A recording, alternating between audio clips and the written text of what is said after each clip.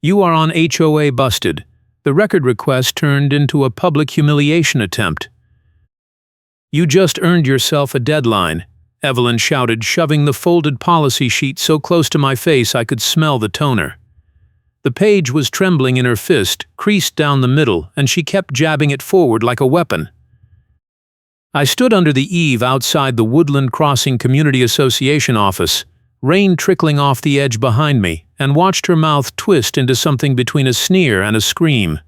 "Your signature is missing," she hissed, her coffee tumbler gripped in her other hand like she might throw it. "The page is right there in your hand," I said quietly, keeping my voice flat. She blinked, then her face went scarlet. "If you make me repeat myself, it gets more expensive," she snapped, louder now, loud enough that the couple on the porch across the parking lot turned to watch. I pulled my hood tighter, strings cinched against the drizzle, and kept my eyes on the paper she was waving. I worked nights as a fleet mechanic for a municipal garage in Pittsburgh, and I have seen plenty of people try to bluff their way through a bad call, but Evelyn Miller was in a category all her own. She was the records custodian for Woodland Crossing, which meant she controlled every document, every deadline, and every scrap of paper that could make or break you in this neighborhood. The hearing notice she had sent me was dated for a day I was out of town, and when I proved it with my work log and a gas receipt, she acted offended, like I had insulted her personally by having an alibi. Now she was standing here in the intermittent drizzle, her white bucket hat pulled low, her red jacket soaked at the shoulders, screaming about a signature that was supposedly missing from the very page she refused to let me see up close. The timeline started 3 weeks earlier, when I opened my mailbox at the cluster near the entrance and found a certified envelope with a return address from Woodland Crossing. Inside was a notice scheduling a compliance hearing for alleged landscaping violations, failure to submit architectural approval forms, and refusal to comply with records requests. The hearing was set for a Wednesday in late September. I checked my calendar. That Wednesday I had been 4 hours away in Johnstown, picking up a transmission core for the garage and staying overnight because the vendor did not open until 8 the next morning. I had the work order, the fuel receipt, the motel check-in confirmation, everything. I scanned it all, attached it to an email, and sent it to the management office with a polite request to reschedule. Evelyn replied 2 hours later with a single line. "Receipts are not proof of attendance requirements. The hearing stands." I read it twice, trying to figure out what attendance requirement she was talking about. There was no attendance requirement. The hearing was supposed to be about my alleged violations, and I was not even in the state that day. I called the office. Evelyn picked up on the 4th ring, her voice clipped and bored. "Woodland Crossing," she said. "This is about the hearing notice," I started. She cut me off. "If you miss the deadline to dispute, that is on you." "I did not miss anything," I said. "I was not in town that day, and I sent you proof." She sighed, long and theatrical. "I do not need proof. I have paperwork and vibes," she said, and I could hear her smiling through the phone. "The paperwork says you failed to respond in the correct format, so the hearing is moving forward. You can attend or not, but the fines start either way." I hung up and stared at the phone. Paperwork and vibes. She had actually said that out loud. I pulled up the neighborhood portal on my laptop, the one Woodland Crossing uses for notices and announcements, and scrolled through the message board. It was full of screenshots and accusations, neighbors posting cropped images of violations and tagging each other. Threads that spiraled into arguments about trash cans and fence paint. I found a thread from 2 years ago, buried under layers of newer drama, titled Towing Incident Resolution. I clicked it. The original post was from a resident named Marcus, who said his car had been towed from a guest spot even though he had submitted a guest parking form the day before. He posted a photo of the form, time-stamped, and demanded an explanation. Evelyn had replied in the thread. The form was received after the violation occurred. No refund. Another resident, someone named Diane, chimed in to say she had been fined for missing a deadline she never received notice about, and when she requested the original notice, Evelyn told her the record's request fee was $75 and the turnaround was 30 days. By the time Diane got the document, the appeal window had closed. The thread ended with Marcus saying he paid the tow fee and moved on because it was not worth the fight. I leaned back in my chair. This was not new. Evelyn had been doing this for years. The difference was, this time she picked someone who had an elderly parent staying with him and could not afford the stress of fighting phantom deadlines while also making sure his mom got her medications on time and did not have to worry about whether the HOA was going to put a lien on the house. I printed everything. The hearing notice, my work order, my receipts, the email thread, the portal screenshots. I put it all in a tabbed evidence binder, the kind I use for tracking fleet maintenance records, with color-coded dividers and a table of contents. Then I looked up the Woodland Crossing bylaws and the management company contract. The bylaws said the board had to give at least 14 days' notice for any hearing, and the notice had to include the specific alleged violations and the deadline to respond. My notice gave me 12 days, and it did not list any specific landscaping issue or any architectural form I supposedly failed to submit. It just said failure to comply. I highlighted those sections, added them to the binder, and scheduled a day off work. My mom asked me what I was doing, and I told her I was handling some HOA nonsense. She frowned, the way she does when she is worried but does not want to say it out loud, and told me to be careful. "They can make your life hell if they want to," she said. "I know," I told her.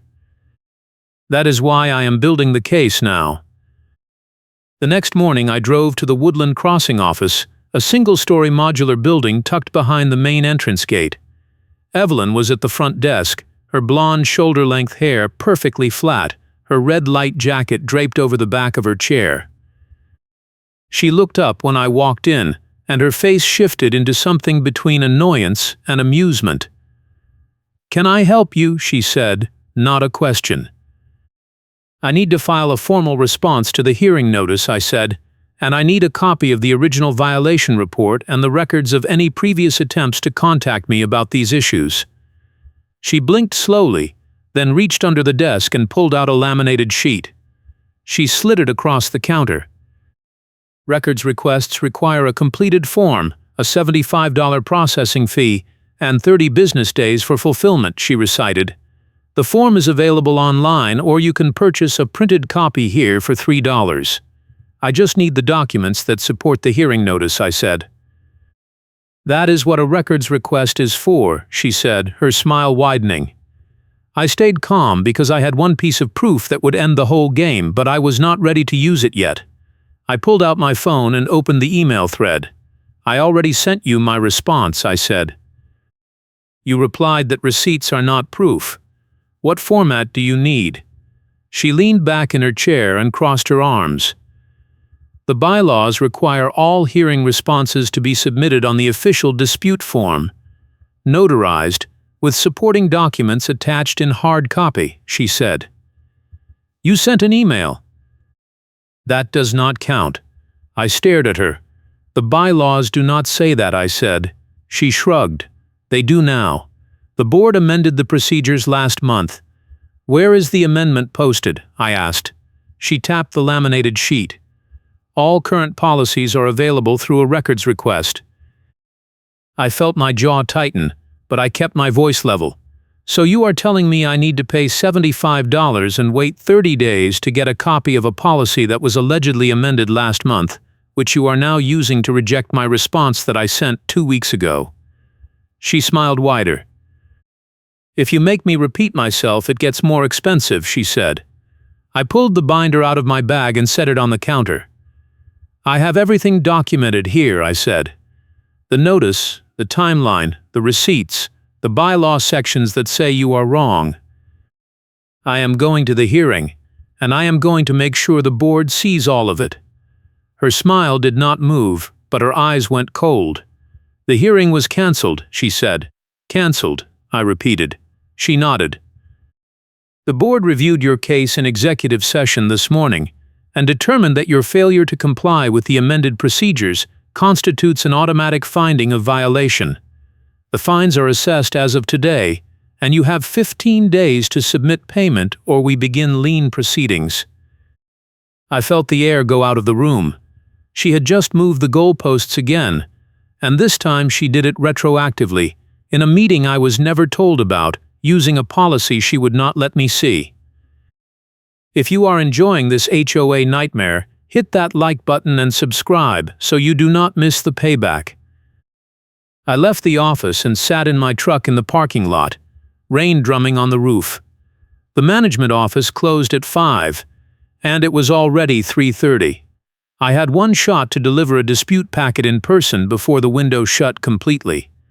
But I needed something stronger than the binder I already had. I needed proof that Evelyn was lying about the executive session, proof that the amended policy did not exist, and proof that the original violation notice was fabricated. I pulled out my phone and called the tow yard clerk I knew from work, a guy named Dennis who handled impounds for half the municipalities in Allegheny County. Dennis picked up on the second ring. "Yeah," he said. "It is me," I said. "I need a favor. You still have access to the Woodland Crossing tow logs?" He was quiet for a second. "Why?" he asked.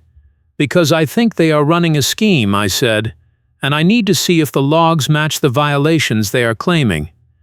He sighed. "Man, I do not want to get in the middle of HOA drama." "You are already in the middle," I said.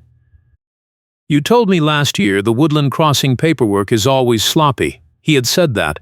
One night when we were waiting for a flatbed to clear, and he was complaining about how Evelyn never filled out the authorization fields correctly, and he had to call her 3 times every time they requested a tow. "All right," he said. "Come by at 4:30. I will pull what I can." I drove across town to the impound lot, a fenced yard behind a cinder block office with a roll-up door. Dennis met me at the side entrance, a clipboard in one hand and a stack of printouts in the other. He handed them to me without a word. "These are from the last 6 months," he said. "Woodland Crossing requests are flagged." I scanned the top sheet. There were 14 tow requests, all signed by Evelyn Miller, all with the same authorization code. Half of them had notes in the margins. Owner disputed on site, no posted signage visible. Vehicle registration matched resident list. I looked up at Dennis. "She is authorizing tows for cars that are not violations," I said. He nodded. "I know," he said. "We push back sometimes, but she just calls the management company and they threaten to switch vendors, so we do it." "You ever see her backdating the requests?" I asked. He shrugged. "Not backdating, but she definitely sits on them. We will get a request for a car that has been parked there for 3 days, and her authorization form says the violation occurred that morning." I took a photo of every page, thanked Dennis, and drove back toward Woodland Crossing. It was 4:40. I had 20 minutes. I pulled into the Woodland Crossing office lot at 4:58. Evelyn was standing at the front door with her key in the lock, about to leave. I got out of the truck and jogged across the lot, binder in one hand, phone in the other. "I need to submit this," I called. She turned, saw me, and her face went flat. "We are closed," she said. "You close at 5, I said. "It is 4:58. She looked at her watch, a slow, exaggerated motion. "My watch says 5, she said, and turned the key. The bolt clicked. I stepped up onto the narrow covered walkway, rain dripping off the eave above us. "This is a formal dispute packet," I said, holding the binder up. "You are required to accept it during business hours." She folded her arms and leaned against the door. "I do not see a timestamp," she said. No timestamp, no acceptance. I opened the binder to the first tab and pulled out the top sheet, a printed cover letter with the date and time in the header. "It is right here," I said. She glanced at it, then shook her head. "That is not an official association timestamp," she said. "You need to use the form." I do not have the form, I said, because you would not give it to me without a records request fee. She smiled. Then I guess you are out of options. I stayed calm. I pulled out my phone, opened the camera app and switched to video. I am recording this interaction, I said. Today is October 4th at 4:59 p.m. I am submitting a formal dispute packet to Evelyn Miller, records custodian for Woodland Crossing Community Association, at the management office located at the main entrance. She is refusing to accept it and claiming the office is closed, even though business hours are posted as 9 to 5 and it is currently 4:59. Evelyn, do you acknowledge that I am attempting to submit this packet? Her face went red. You cannot record me, she said. I am on association property in a public-facing area during business hours, I said. I absolutely can. Do you acknowledge receipt of this packet, yes or no? She stared at me, her mouth opening and closing, and then she turned and walked toward her car without another word.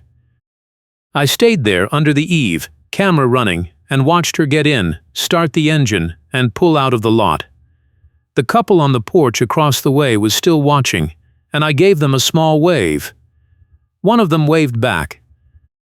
I drove home, uploaded the video to 3 separate cloud accounts, and sent a copy to my personal email with a timestamp. Then I opened the neighborhood portal and started digging. I went back to the thread about the towing incident and clicked on Marcus's profile. He had not posted in over a year, but his older posts were still there, including one from 18 months ago titled, "Why am I being fined for someone else's violation?" I opened it. Marcus explained that he had received a notice for a fence violation, but he did not have a fence. He attached a photo of his backyard, which was just grass and a small patio. Evelyn replied in the thread. The notice was generated based on a site inspection. If you believe it is in error, submit a records request. Marcus replied again. I do not need a records request. I need you to look at my address and realize you sent this to the wrong house. Evelyn did not reply, and the thread went quiet. 2 weeks later, Marcus posted an update. The fine was rescinded, but the association refused to refund the late fee he had been charged while waiting for them to fix their mistake. I scrolled further and found another thread, this one from a resident named Angela, who said she had been denied access to the board meeting minutes for the last 6 months. Evelyn replied, minutes are available through a records request, $75, 30 business days. Angela posted a screenshot of the bylaws which said minutes must be posted to the portal within 10 days of approval. Evelyn replied, that policy is under review. Pending updates, all records are available through the standard request process. The thread ended with Angela saying she was moving out as soon as her lease was up. I sat back and stared at the screen. Evelyn had been doing this for at least 2 years, maybe longer. She controlled the records, she controlled the deadlines, she controlled the narrative, and she used the bureaucracy like a weapon to exhaust anyone who tried to push back. But the portal threads were sloppy. She had left a trail. I copied every relevant post, every screenshot, every reply, and added them to the binder under a new tab labeled Pattern of Abuse. Then I went back to the tow logs Dennis had given me and cross-referenced them with the portal. 3 of the tow requests matched complaints that had been posted by other residents, but the dates did not line up. The portal posts were from July, but the tow authorizations were dated in August, weeks after the original complaints. Either Evelyn was backdating the authorizations, or she was sitting on complaints and then pushing them through later to hit some kind of quota. I remembered what Dennis said. She definitely sits on them. I opened a spreadsheet and started building a timeline. Every tow, every notice, every records request denial, every thread where she moved the goalposts. It took me 2 hours, but when I was done I had a visual map of her pattern. She ramped up enforcement at the end of every month, right before the management company board reports were due. The tow requests spiked. The violation notices spiked. The records request denials spiked. It was not random. It was a system. I leaned back in my chair and rubbed my eyes. My mom knocked on the door and poked her head in. "You coming to bed?" she asked. "In a bit," I said. She looked at the laptop, at the binder, at the scattered printouts. "You are going to fight this, are not you?" she said. I nodded. She sighed. "Just be careful." "I know," I said. She closed the door, and I went back to the spreadsheet. I needed one more piece. I needed proof that Evelyn was personally benefiting from the scheme, or proof that the board knew and let it happen, or proof that the management company was in on it. I opened the association's financial disclosures, which were posted to the portal once a year as required by state law. The most recent one was from January. I scanned the line items: legal fees, landscaping, insurance, management company contract, reserves. Everything looked normal until I got to the section labeled Compliance and Enforcement Revenue. The association had collected $18,000 in fines and fees in the previous fiscal year. I cross-referenced that with the violation notices I had pulled from the portal. There were 32 notices posted, which meant an average fine of over $500 per notice. That did not make sense. The bylaws capped fines at $250 per violation, and most of the notices were for minor issues like trash cans or lawn height. I went back to the disclosure and found a footnote. Compliance revenue includes fines, administrative fees, records request fees, and vendor reimbursements. Vendor reimbursements. I pulled up the tow logs again and did the math. Woodland Crossing was charging residents for tows, then getting a kickback from the tow company for the referrals. It was legal, technically, but it created a financial incentive to maximize tow requests, whether they were justified or not. I added the disclosure to the binder and closed the laptop. It was past midnight. I had the pattern, I had the proof, and I had the timeline. What I did not have was a way to force Evelyn to answer for it, because the board was not going to hold a hearing she had already canceled, and the management company was not going to investigate a custodian who was generating revenue. I needed leverage. I needed someone on the inside who would break ranks, or I needed to catch Evelyn in a lie so obvious she could not walk it back. I thought about the video I had taken outside the office.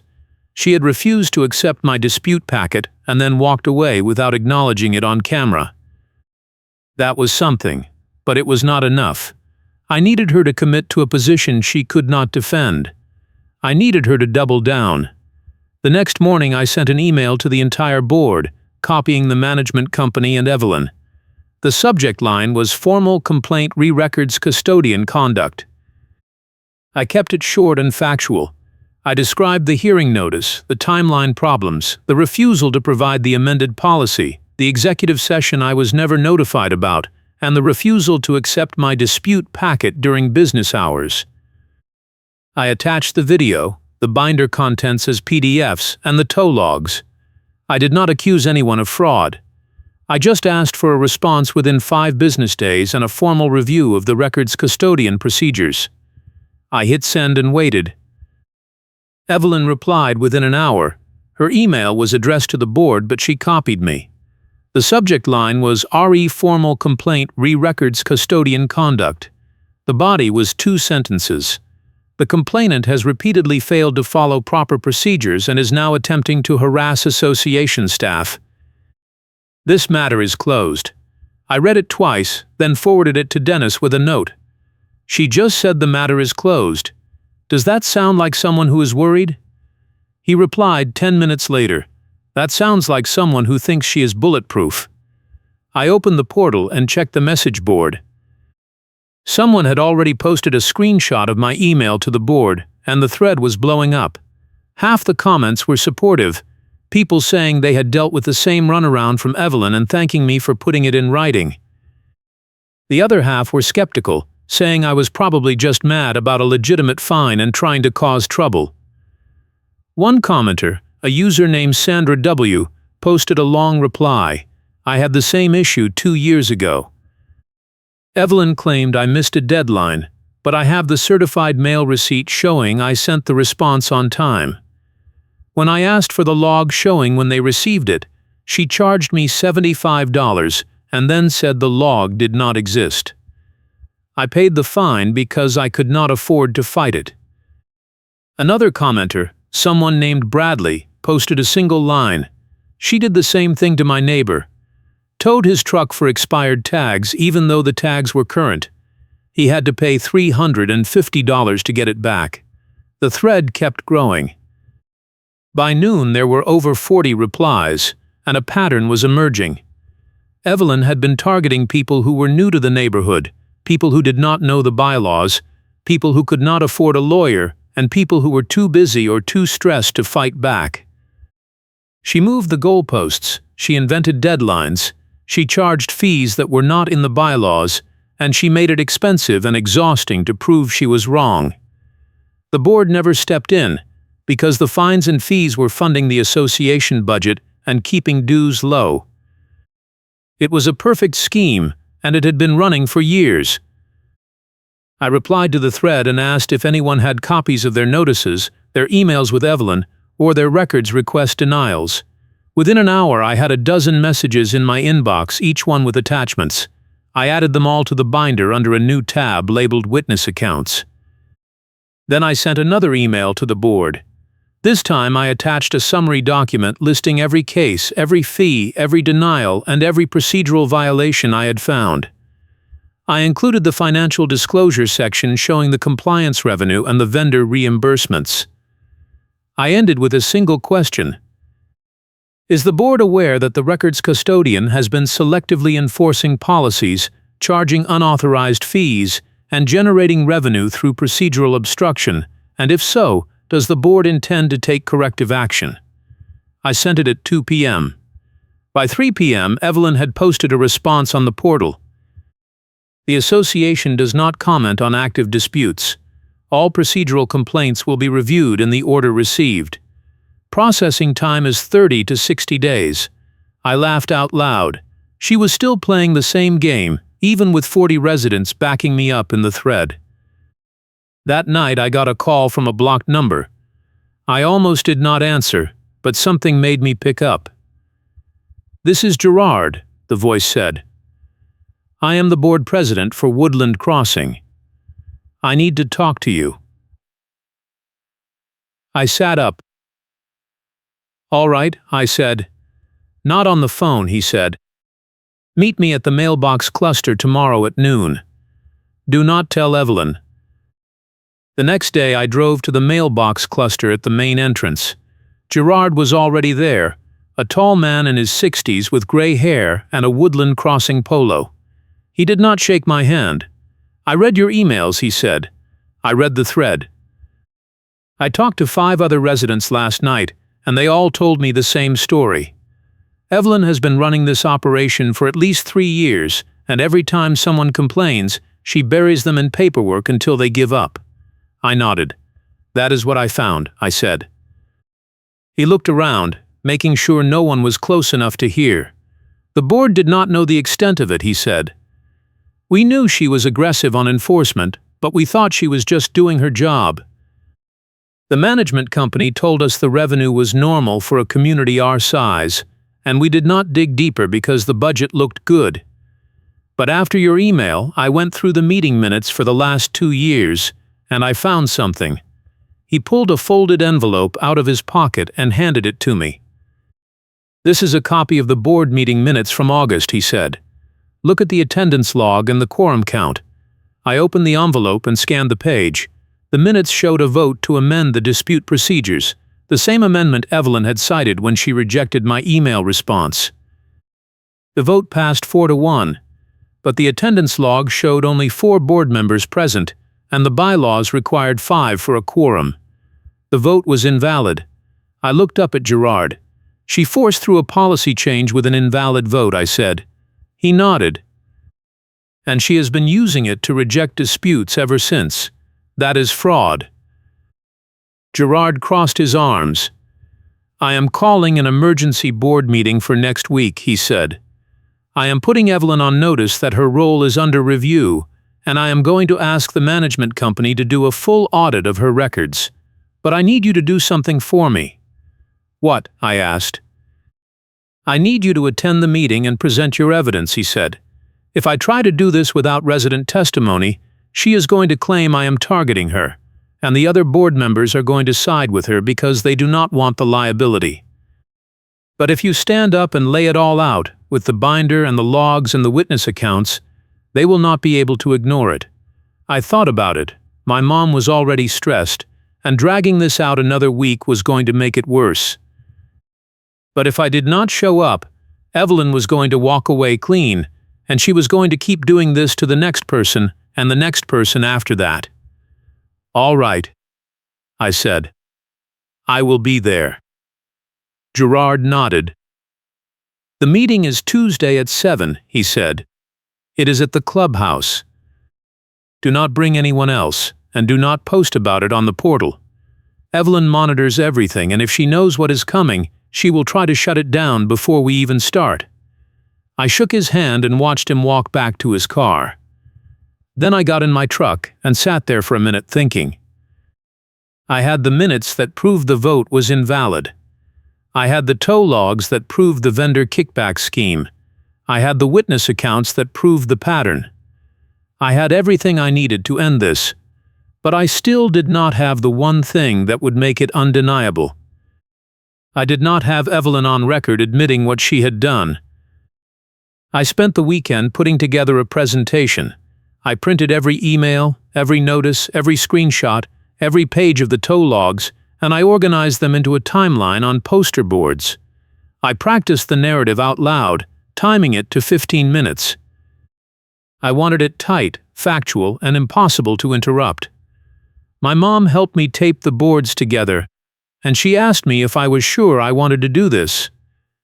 "They are going to come after you," she said. "Let them," I said. She shook her head, but she did not argue. On Monday, I got another email from Evelyn. The subject line was "Final Notice Re-Outstanding Fines." The body said I had 72 hours to pay $850 in assessed fines and fees, or the association would begin lien proceedings. I did not reply. Instead, I forwarded the email to Gerard with a note. "She is trying to intimidate me before the meeting." He replied immediately. "Ignore it.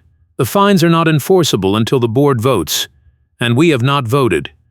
On Tuesday, I loaded the poster boards into my truck and drove to the clubhouse. It was a low brick building near the pool, with a meeting room in the back. I got there at 6:30, half an hour early, and set up the boards on easels I had borrowed from work. Gerard arrived at 6:45 and gave me a nod. The other board members started filtering in. None of them looked happy to be there. Evelyn walked in at 6:58, her red jacket buttoned up, her coffee tumbler in one hand and a leather portfolio in the other. She saw the poster boards and stopped in the doorway. "What is this?" she said. Gerard stood up. "This is an emergency meeting to review procedural complaints," he said. "You are here as a witness. Sit down." She did not move. "I was not notified," she said. "You were notified yesterday by email," Gerard said. "Check your inbox." She pulled out her phone, scrolled for a second, then looked up. "This is a violation of my rights as an employee," she said. "You are not an employee," Gerard said. "You are a contract custodian, and your contract allows the board to review your performance at any time. Sit down." Evelyn sat, but her face was dark red. Gerard called the meeting to order and asked me to present. I stood up and walked to the poster boards. I started with the hearing notice and the timeline problem. I showed the work order, the receipts, the email thread. I showed the video of Evelyn refusing to accept my dispute packet. I showed the tow logs and the vendor reimbursements. I showed the financial disclosure and the compliance revenue spike. I showed the portal threads and the witness accounts. I showed the invalid board vote and the quorum log that proved the dispute procedure amendment was never legally adopted. I spoke for 14 minutes and no one interrupted. When I finished, Gerard looked at Evelyn. "Do you want to respond?" he asked. She opened her portfolio and pulled out a stack of papers. Everything he just presented is either taken out of context or fabricated, she said. The hearing notice was sent in accordance with the amended procedures which were approved by the board in August. The dispute packet he claims I refused to accept was not submitted in the correct format, and I followed protocol by declining it. The tow logs are vendor records, not association records, and they do not prove anything except that we enforce our parking policies. The financial disclosure is public and shows nothing improper, and the portal threads are just complaints from residents who do not want to follow the rules. Gerard leaned forward. "What about the quorum log?" he said. "What about it?" Evelyn said. "The vote to amend the procedures happened with only 4 board members present," Gerard said. "The bylaws require 5. The vote is invalid." Evelyn blinked. "That is not correct," she said. 5 members were present. "I have the sign-in sheet." "Show me," Gerard said. She pulled another sheet out of her portfolio and slid it across the table. Gerard looked at it, then looked at me. I walked over and looked. The sign-in sheet showed 5 signatures, but one of them was dated 2 days after the meeting. I pointed at it. "This signature is backdated," I said. "Look at the pen color. It does not match the others." Gerard held the sheet up to the light. "He is right," Gerard said. "This was added later." Evelyn went pale. "That is ridiculous," she said. "Then who added it?" Gerard asked. She did not answer. I pulled the board meeting minutes and the quorum log out of my binder and set them on the table next to the sign-in sheet. I forced Karen to answer a yes or no question, then drop the document that contradicts her. "Evelyn, did you or did you not add this signature after the meeting to make the quorum valid?" I asked. She stared at me, her jaw working. "I do not have to answer that." She said. "Yes, you do," Gerard said. "Answer the question." She looked around the table. The other board members were watching her, and none of them looked sympathetic. "I did not add it," she said. "Then who did?" I asked. "I do not know," she said. "So someone else falsified the attendance log," I said. "And you used the invalid vote to reject my dispute and dozens of others." She stood up, her chair scraping across the floor. "I am not going to sit here and be accused of fraud by someone who could not even follow basic procedures," she said. Gerard stood up too. "Sit down," he said. She grabbed her portfolio. "I am done," she said, and walked toward the door. Gerard raised his voice. "If you leave this meeting, I am recommending to the board that we terminate your contract immediately and refer this matter to the State Attorney General for investigation." She stopped, her hand on the door handle. "You do not have the authority to do that," she said. "Yes, I do," Gerard said. "The board gave me emergency powers last night after I showed them the evidence. You can stay and answer questions, or you can leave and deal with the consequences. Your choice." She turned around slowly. Her face was twisted with rage, but she sat back down. Gerard looked at the other board members. "I am calling for a vote," he said. "All in favor of referring this matter to a third-party compliance auditor, raise your hand." 4 hands went up. Evelyn stared at the table. "All in favor of suspending the record's custodian pending the results of the audit, raise your hand." 4 hands went up again. Gerard looked at Evelyn. "You are suspended effective immediately," he said. "You will surrender all association records, keys, and access credentials by the end of business tomorrow. If you fail to comply, we will pursue legal action." Evelyn stood up again, this time without a word. She grabbed her portfolio and walked out. The door slammed behind her. Gerard looked at me. "Thank you," he said. I nodded. The meeting continued for another 20 minutes. The board voted to rescind all fines and fees that had been assessed under the invalid dispute procedures. They voted to refund residents who had paid records request fees in excess of the actual cost of copying. They voted to terminate the tow company contract and negotiate a new one with a vendor that did not pay kickbacks. And they voted to appoint a neutral third-party hearing officer for all future compliance disputes, with a requirement that Evelyn could not act as enforcer or investigator in any case. It was everything I had asked for, and more. 2 weeks later, I got a letter from the management company. The third-party compliance report had cleared me completely. All fines and fees tied to the scheme were refunded, including the $850 Evelyn had tried to collect in her final notice. The report also found that Evelyn had been altering records, backdating notices, and charging unauthorized fees for at least 3 years, resulting in over $30,000 in improper collections. The management company terminated her contract and referred the case to the state. The board hired a new records custodian, a retired paralegal named Tom, who posted the bylaws, the meeting minutes, and the financial disclosures to the portal within a week of starting.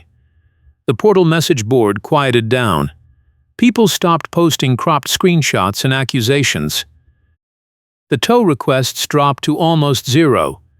Woodland Crossing started to feel like a neighborhood again, instead of a surveillance state. I ran into Gerard at the mailbox cluster a month later, and he shook my hand. "You did a good thing," he said. "A lot of people were suffering in silence, and you gave them a voice." I shrugged. "I just wanted to stop getting screwed over," I said. He laughed. "Well, you did that too." I went home and told my mom the whole story. She hugged me and said she was proud of me, and then she made me promise I would never get involved in HOA politics again. I promised, but I knew I was lying. Because the truth is, Evelyn was not the only one out there running schemes like this. She was just the one who got caught. And somewhere in another neighborhood, in another community, someone else is sitting at their kitchen table right now, staring at a bogus fine notice, wondering if it is worth the fight. I hope they fight. I hope they build the binder, gather the witnesses, and force the question. Because people like Evelyn only win when no one pushes back. I will see you again soon.